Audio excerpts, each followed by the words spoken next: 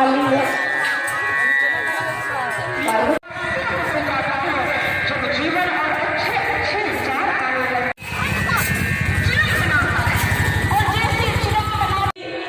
तो भगवान शंकर ने उनको एक शंख दिया और शंख देकर कहा कि हे पंडित जी, आप ले जाइए, जब जब इससे आप चीज मांगेंगे, जो वस्तु मांगेंगे आपको तो मिलेगा, लेकिन आपके पड़ोसी को 2 मिलने वाला है, आपसे आपका पड़ोसी को डबल मिलने वाला है।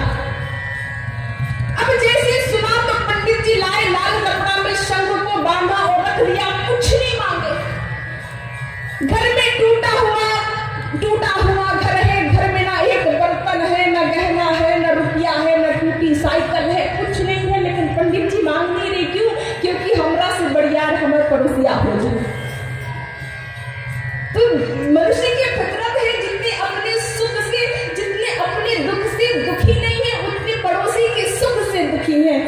तो एक दिन पंडितानी ने कहा कि आज तक ये पंडित जी हमरा के पतर के चिन्ह ना बनेंगे, आज तक ने एकरा से गहना मांगी शंख से।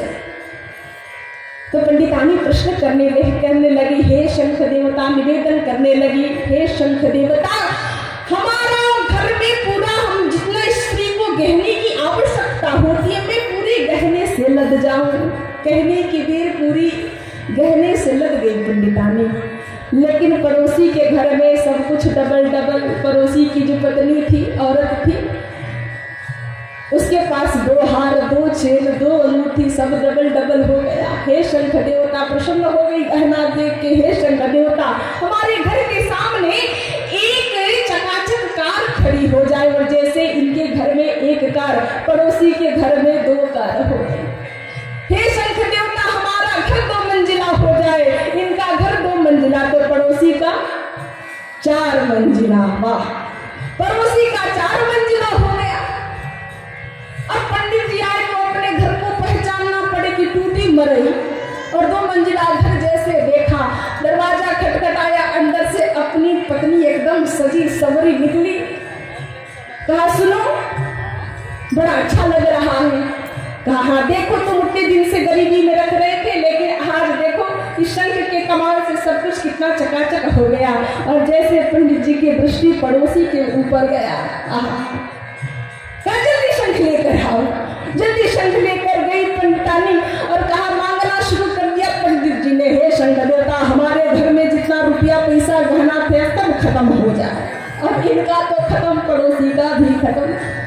जो चकाचक कार खड़ी है वो नष्ट हो जाए, खत्म हो जाए, इनका तो खत्म, पड़ोसी का भी खत्म हो गया। जितना दिया उतना खत्म करवा दिया, लेकिन पंडित जी को अभी भी संतुष्टि नहीं हुई। पंडित जी ने कहा, हे शंख देवता, हमारे घर के सामने एक कुआं हो जाए। अब इनके घर में एक कुआं, तो पड़ोसी घर में 2 कुआं।